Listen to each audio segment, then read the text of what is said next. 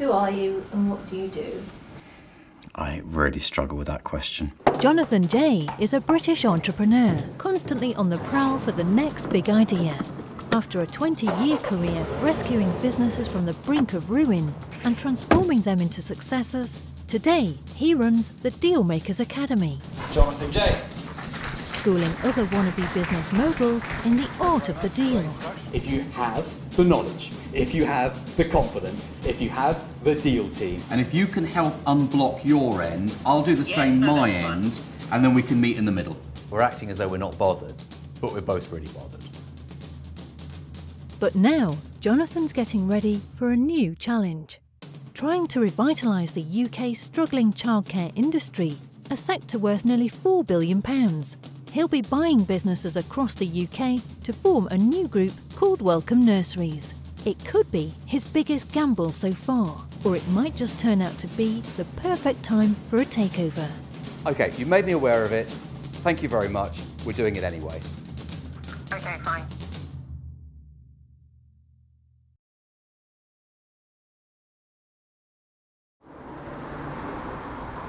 It will be inadequate, but if it gets another requires improvement, 3 strikes and they're out, that is an inadequate. It's over. Third requires improvement. So the question is, really, who would send their children to a nursery that is inadequate? No one would they? That will be the problem. They could be receiving a requires improvement or below any day now. That's the key thing, any day. Which is why she's in such a hurry to complete the deal, isn't it? Yeah. So, okay, now I know that. I'm speaking to her at 2:00. I hadn't stepped foot in a nursery since I was 4 years old, until I took my daughter to all the local nurseries looking for somewhere for her to go. And I realised that there was a massive variance in nurseries. There were some where you walked in, you felt at home, they were comfortable, they were homely, and there are others that just felt a little heartless. Is this something that I could do? Could I turn my business experience into something that could really transform childcare in the UK?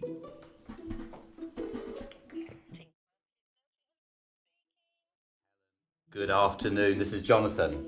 Hello, nice to speak to you. How are you? You sound very cheery. Jonathan is speaking with the owner of 3 nurseries in Essex to get all the information he'll need.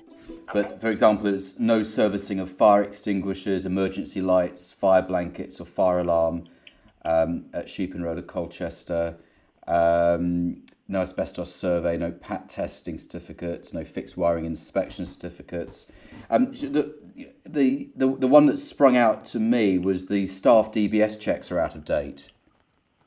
No, they're definitely not out of date. Okay. You've had copies of all of my DBSs. They're definitely not out of date. Okay, I wonder why she said that. Are there any creditors outstanding? Am I behind, do you mean? Yes. With all 3 rent. And I need to be honest with you because you need to know those kind of things. But obviously my plan is that they'll all be, as agreed with you, that they'll all be paid before or as you take over. Okay, so what amounts are we talking about? A quarter. Well, CI is not behind at all. I owe a quarter at the Essex, so that's 12,000, and I owe a quarter for Colchester, so that's 16,000. Oh my goodness, right, okay. And just so I'm clear, because I know you emailed with Anna about this, you haven't informed the staff, have you? No. So they don't know that a transaction Nobody is knows. imminent? The only people that I have spoken to are the 2 managers who obviously showed around your health and safety lady yesterday.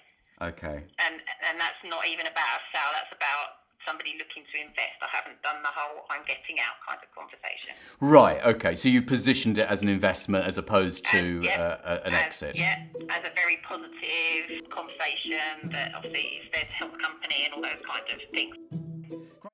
Have a good weekend. Thanks. Cheerio. Bye. Bye-bye. Bye.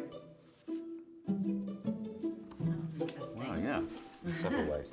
I like a challenge. And when I see a business that's maybe fallen on hard times, maybe it's seen better years, perhaps the owners have lost interest. I see opportunity. I see, can we return this business to its former glory? Can we invest in this company? Can we invest in the staff, invest in the product, invest in the service, and turn it into something spectacular? The first acquisition that we're looking to make is a group of 3 nurseries in Colchester, Essex. The owner approached us and said, would we like to buy them? And that's exactly what we're going to do. To ensure he succeeds, Jonathan has put together a crack team of experts to help him every step of the way. We're technically inept by the solicitors. So me and Linda both. Yeah, we just need to get that sorted out. I did think I was going to become the IT. I knew that I couldn't do this all by myself. I don't have the childcare qualifications. I don't have the experience in this sector. So I went out and I found the very best people I could find. Linda is my childcare expert, and her role is to train the staff to bring each nursery up to outstanding for Ofsted. Adam is the finance director. He's been working in nurseries for the past 13 years, and he knows everything about the numbers. Anna looks after all of our acquisitions, so she helps me get the deal done. And then there's Steve. Steve looks after the operations, everything from the food and the catering to the building management. Together, they are absolutely exceptional. As the completion date draws nearer, Jonathan has called a team meeting to discuss the first 3 nurseries. We have 1 week to the first acquisition, and we're going to make sure that this goes perfectly. And my biggest concern is making sure that the staff are looked after, making sure that they feel comfortable, making sure that there isn't too much of a shock to the system, because of course they don't know anything about this up to this point. So our number 1 priority is making sure that the staff are looked after, because that means that the children will be looked after and the parents are looked after. So that's what we need to focus on today. Maintenance is essential because there's a lot of breaches in that nursery. So that's the health and safety. I don't know how they've got away with it before, but they've never had they've always had an inadequate or requires improvement nursery. We're starting to discover some things that we would have preferred not to have happened. For example, there might be asbestos in the building because we haven't got an up-to-date asbestos check. There may be some issues around up-to-date DBS checks, which are obviously essential for this type of business. The rent hasn't been paid on the buildings for months, so we've got to clear those arrears on completion. All these problems are manageable, but it's a little bit late in the day to discover them. Okay. So in terms of a timeline, it's arrange a staff meeting for Monday, staff comms on Monday, meeting on Monday, and then parent comms Tuesday. Parents Tuesday. It is really exciting to see a group of people sit around a table who know exactly what they're doing. We're all focused in precisely the same direction, and we all have the same let's make it happen attitude. Childcare is a serious business, and there are always things you have to look out for from every angle. The safety of the children, the safety of the staff is going to be our number 1 priority, and always will be. But there will be other challenges that regulatory bodies throw at us, our lovely people from Ofsted, and we do not know exactly the state, and that's the condition, the quality of the childcare and the quality of the people of everybody in the nurseries that we are acquiring. My biggest concern really is going to be what we actually find on day 1, because when we walk into that nursery, after we've actually bought the nursery, and we look in cupboards and we look behind doors, really actually what we've actually got there.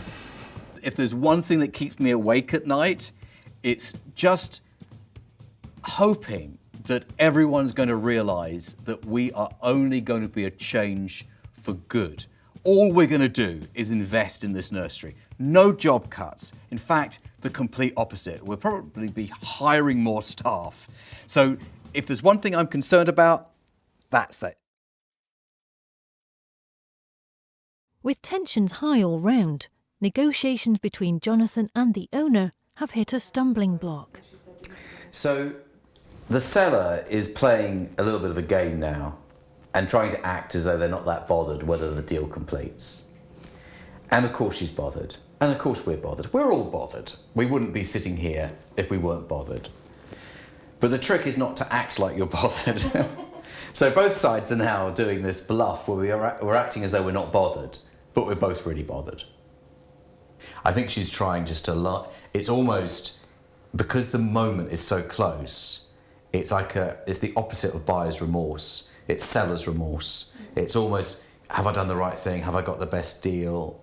Maybe someone in the background's egging her on, saying, oh, maybe you can get a better deal now. The owner's reservations are now placing the entire deal in jeopardy. We need to break the deadlock. I'm just wondering whether I should give Helen a call. Cheeky Monkeys Nursery speaking. Hi. It is. It's Jonathan, hello. I suppose the one way of looking at it is it shouldn't make any difference to you if there's nothing that you would be concerned about. But I think this is the problem. You keep turning it around and giving it back to me. Actually, you're buying my business. But actually, I need to feel comfortable that actually, as I say, that it just feels like you're coming after me for every single penny, and that's how I feel today. And particularly with the clause that says if you get that indemnity, I give up a whole £100,000. That's ridiculous. Okay. Well, just a second. I haven't seen that.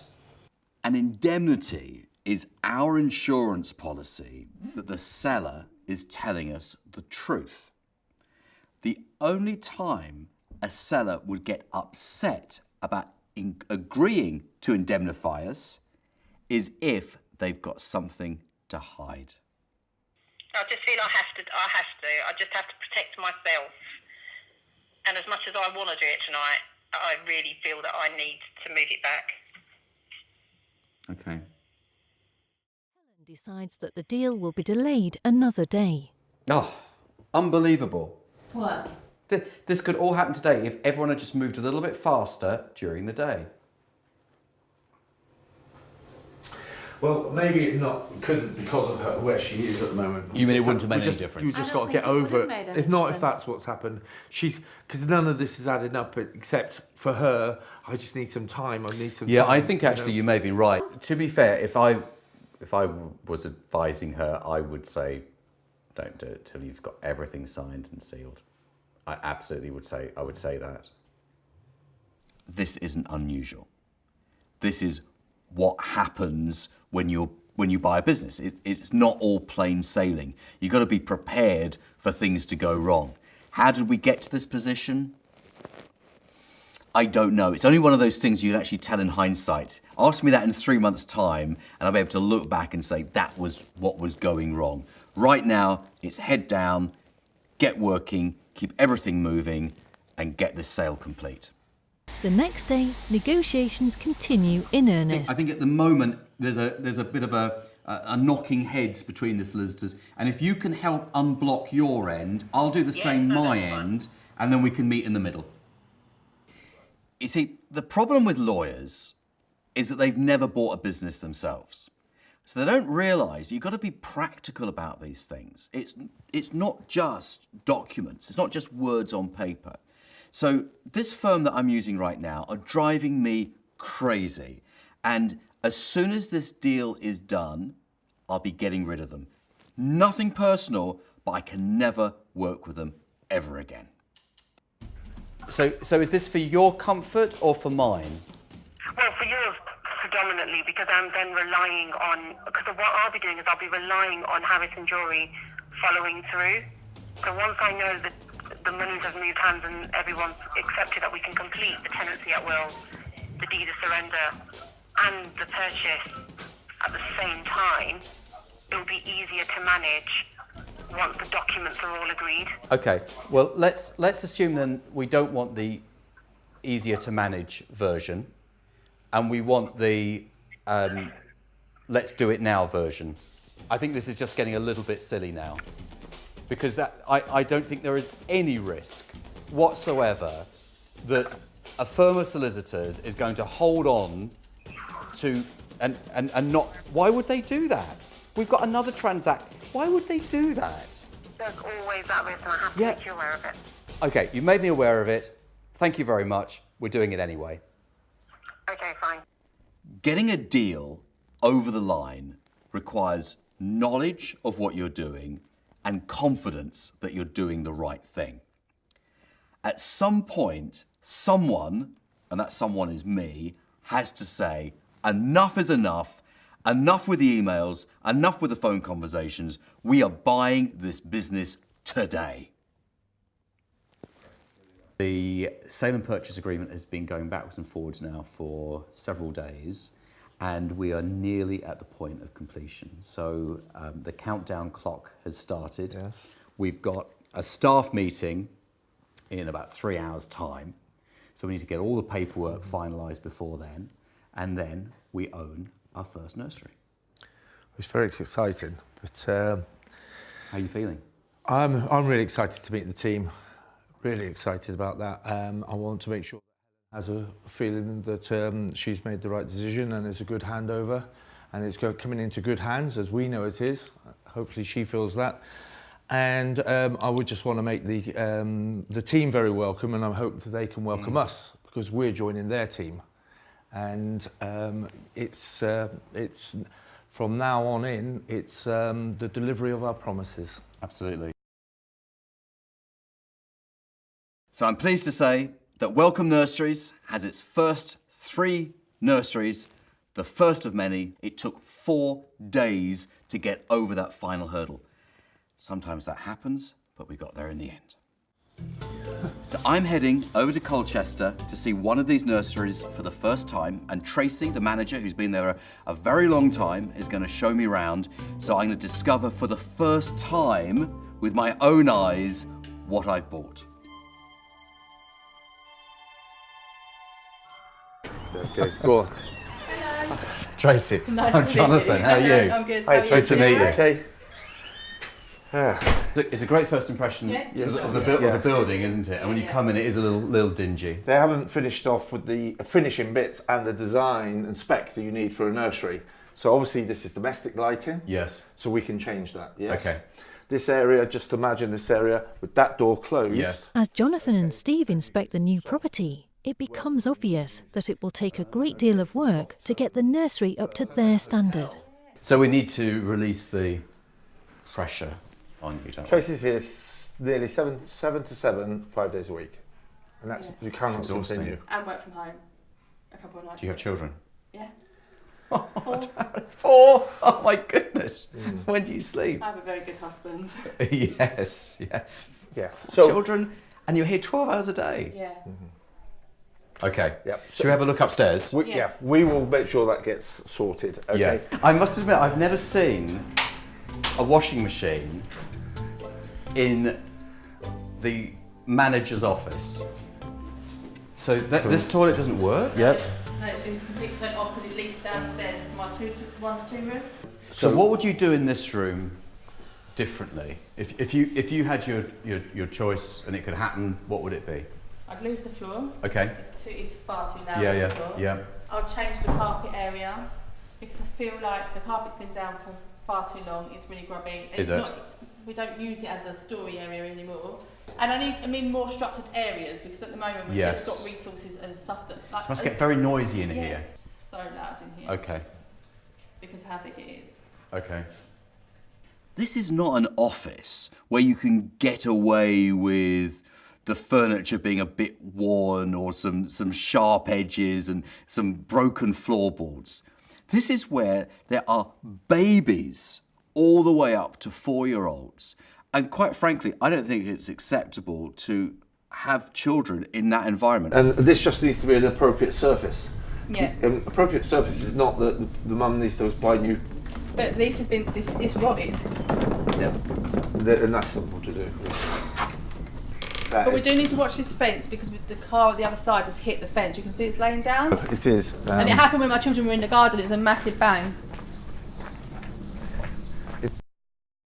Now, that car had been going a little bit faster, it might have gone straight through the fence into a playground full of children. It's totally unacceptable. It absolutely horrifies me. How could that be allowed to happen? Wow. You've really kept it together here, haven't you? Yes. I try my best. Nothing else happened. I am passionate about what I do about it, and we well, do you have do to it be, well. don't you? Yeah. Because if you weren't passionate about this, Yeah, I would have Gone a long time. This is nowhere near the worst type of nursery you'll ever see. And that's, I'm sorry to say, it's not, yes. we've got an opportunity to turn these nurseries into environments that this local community that would send their children here has never seen before. Correct. Yes. We've got an opportunity To make a difference. to give amazing childcare to this community, where up to now they've only had what they've been given. By the love of the people and the passion of the people in here. We can really lift it. We can make a difference. I did feel quite touched by the sincerity of the staff.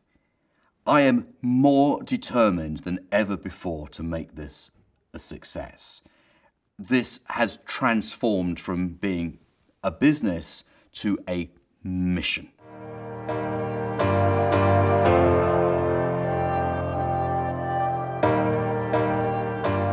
So the first thing we did was to get rid of that awful coloured floor. That just had to go, and we replaced it with beautiful wood finish vinyl. And then we redecorated everything. We put in new lights, we brightened it up, and then we put in what we call in the nursery trade resources. We put in new toys, new educational items into the nursery to make it the sort of place you would want to send your children to. And then finally, we changed the signage on the front of the building to show very proudly that it is now a Cheeky Monkeys Nursery, part of the Welcome Nursery family. The transformation came at a price. However, we have created the finest nursery in Colchester. This is the place you send your children to if you want modern, contemporary surroundings, and it's an incredible environment. The staff love it, the parents love it, and very, very, very importantly, the children love it too. So what's next? Well, I'm looking for more nurseries, more challenges, and looking for that next project to turn around.